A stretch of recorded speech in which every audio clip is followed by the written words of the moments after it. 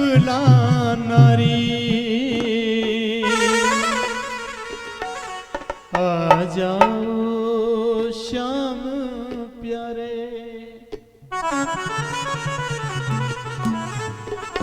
जब चीर खींचा जा रहा था तो द्रौपदी रो रही है, 5 पांडवों के सामने गई, लाज बचा लो। धृतराष्ट्र से कहा लाज बचा लो। धृतराष्ट्र ने कहा बेटी मैं तो अंधा हूं, मैं तेरी लाज नहीं बचा सकता। अंधा हूं, अंधा हूं। धृतराष्ट्र केवल आंख से अंधा नहीं है, फिर बुद्धि से भी अंधा है। द्रौपदी ने सबको पुकार लगाई, कोई मेरी लाज बचा लो। भीष्म पितामह, कृपाचार्य, द्रोणाचार्य, धृतराष्ट्र सबने शीश झुका लिए, किसी ने भी लाज बचाने के लिए आगे हाथ नहीं बढ़ाए। तो द्रौपदी ने कह दिया हे सांवरिया सेठ, यहां सिर्फ धृतराष्ट्र ही अंधा नहीं है, फिर यहां जो भी बैठे हैं सब अंधे हैं, सब अंधे हैं, सब अंध है, सब कायर है। क्यों? एक नारी की लाज बचाने के लिए हाथ आगे नहीं बढ़ा रहे। सब अंध है, ये सब कायर है। अब तो तू ही मेरी लाज बचा सकता है। ए सांवरिया, रोवे अबला नारी आ जाओ श्याम प्यारे।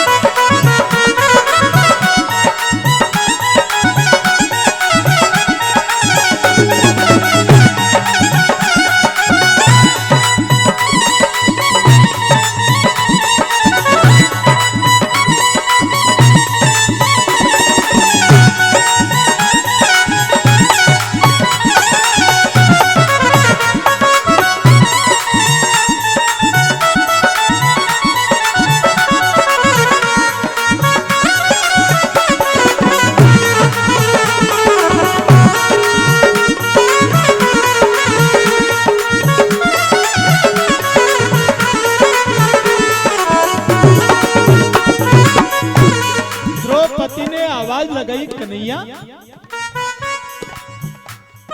ए कन्हैया, अरे मैंने जो तेरी कटी उंगली पर जो पट्टी बांधी थी उस कर्ज को चुकाने के लिए आजा। ए कन्हैया, जब कटी थी उंगली तुम्हारी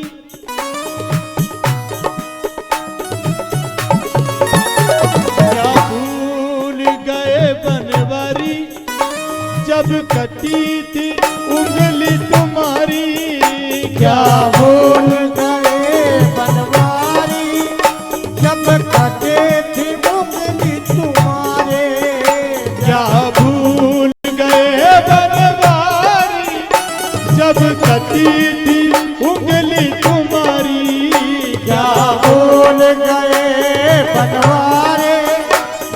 काटी थी उंगली तुम्हारी। मैंने फाड़ी रेशम सारी, मैंने फाड़ी रेशम सारी, आ जाओ श्याम प्यारे।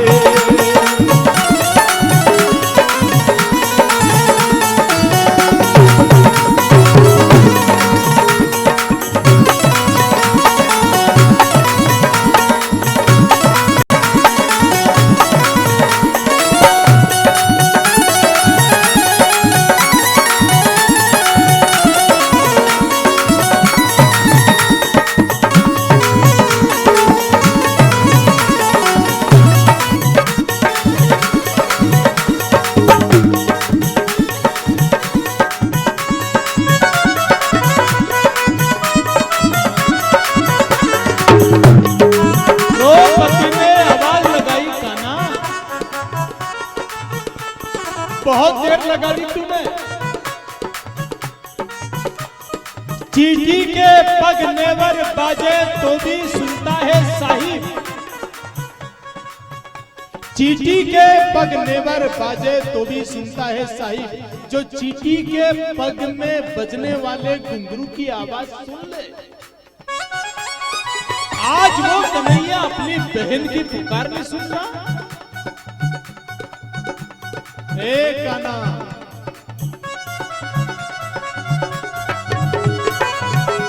पंचम स्वर में गूंगा बोले,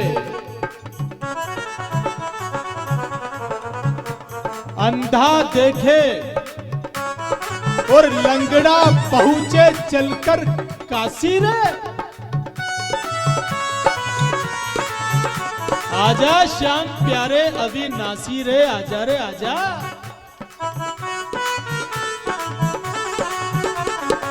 मैंने सुना है कि नारी की अस्मिता की रक्षा के लिए, नारी की रक्षा के लिए तूने धरती पर अवतार लिया है।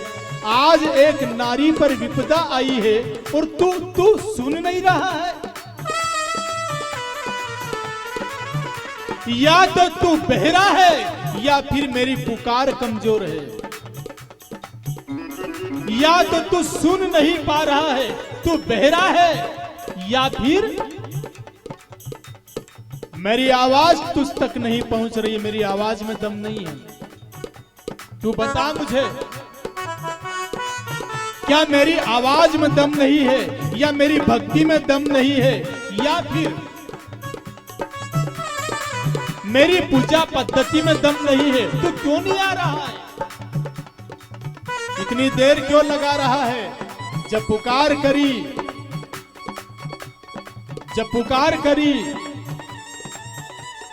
भीगी जा रही है सारी, लाज जा रही है सारी, हंस रही है सभा सारी, रोवे अबला बेचारी।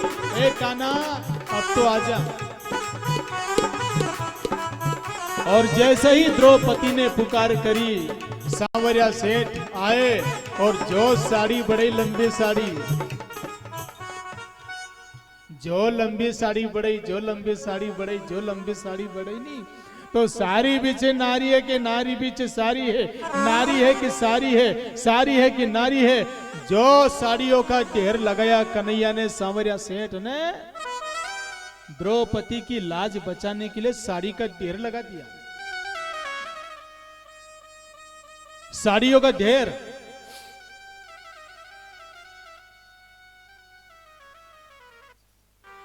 नारी है कि सारी है, सारी है कि नारी है। साड़ी का जब ढेर लगाया नहीं तो दुशासन तो साड़ी के ढेर में खो गया, मलेज नहीं।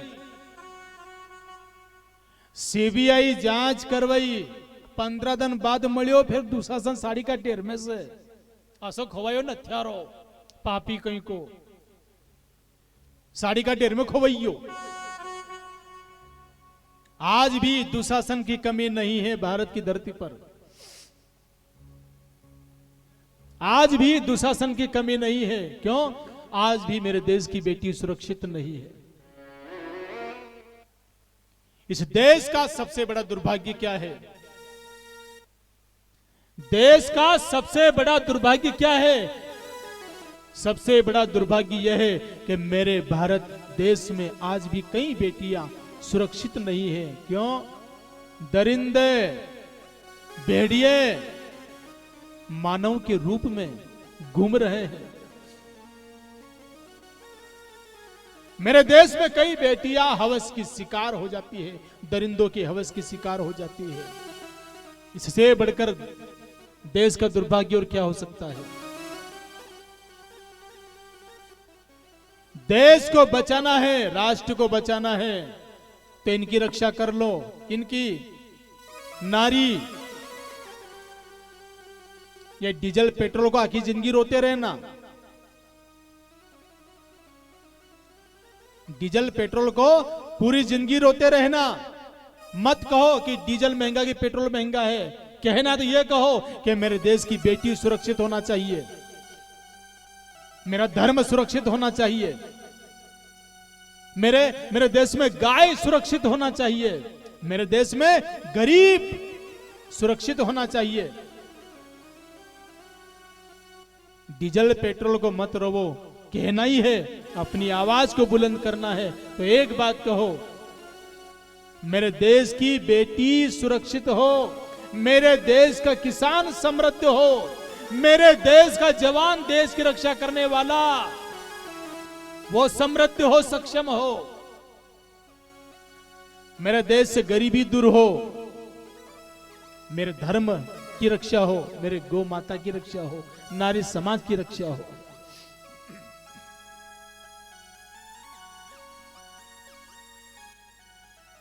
द्रौपदी की लाज बचाई। अच्छा, भगवान ने द्रौपदी की लाज क्यों बचाई? क्या कारण है कि भगवान को आना पड़ा? द्रौपदी ने ऐसी कौन सी तपस्या करी कि भगवान स्वयं आए और द्रौपदी की लाज बचाई? आखिर इसने तपस्या कौन सी करी? द्रौपदी ने अपने जीवन में पुण्य का काम तो बहुत किया, पर दो पुण्य बहुत बड़े किए थे इसने। द्रौपदी ने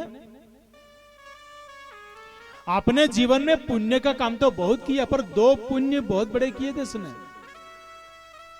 पहला पुण्य, भगवान की कटी उंगली पर पट्टी बांधी, और जब पट्टी बांधी ना, उस समय भगवान ने कहा था कि तूने मेरी कटी उंगली पर पट्टी बांधी है, जितने धागे इस पट्टी में है उतने जन्म तक तेरी रक्षा करने के लिए आऊंगा मैं। एक और पुण्य है द्रौपदी का, एक और पुण्य है। कौन सा? बहुत बड़ा पुण्य है द्रौपदी का, एक और है।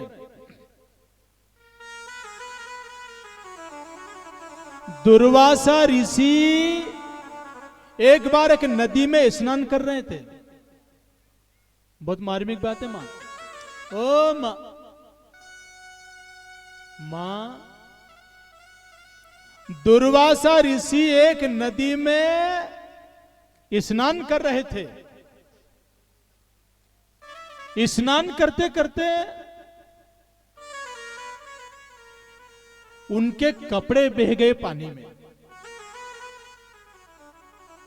दुर्वासा ऋषि नदी में स्नान कर रहे थे और नदी में तेज बहाव था, तो तेज बहाव में दुर्वासा ऋषि के कपड़े बह गए।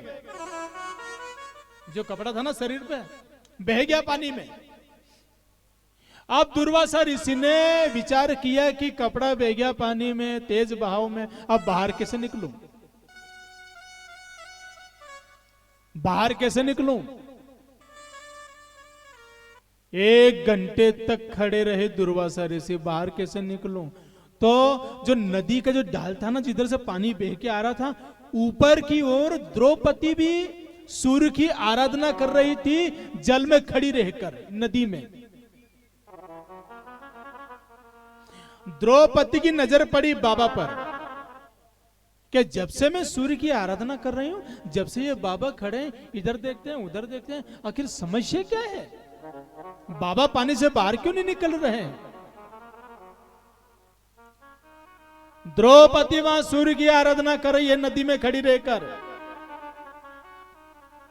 नीचे ढाल की और उधर नदी में बाबा स्नान कर रहे हैं, कपड़े बह गए, बाहर नहीं निकले। कैसे निकले? कपड़ा तो बह गया, तो बाबा परेशानी में खड़े हैं, इधर देखे उधर देखे। द्रौपदी ने समझ लिया, विचार कर लिया, उसके मन में आ गया कि जरूर बाबा के कपड़े बह गए हैं, और बाबा लज्जा के कारण बाहर नहीं आ रहे हैं। तो द्रौपदी ने क्या किया? बहुत बुद्धिमान थी द्रौपदी, उसने अपनी साड़ी का एक पल्लू फाड़ के पानी में बहा दिया। साड़ी का पल्लू फाड़ के यूं पानी में बहा दिया। किसने? द्रौपदी ने। साड़ी का वो पल्लू, वो कपड़ा बहता हुआ आया नदी में और बाबा से टकराया, तो बाबा ने वो कपड़ा यूं लपेट लिया और नदी से बाहर निकले और देखा तो द्रौपदी ने कपड़ा बहाया है। समझ गए बाबा? बहुत चमत्कारी संत है, समझ गए, कपड़ा द्रौपदी ने बहाया है। तो वहीं से आशीर्वाद दिया, बेटी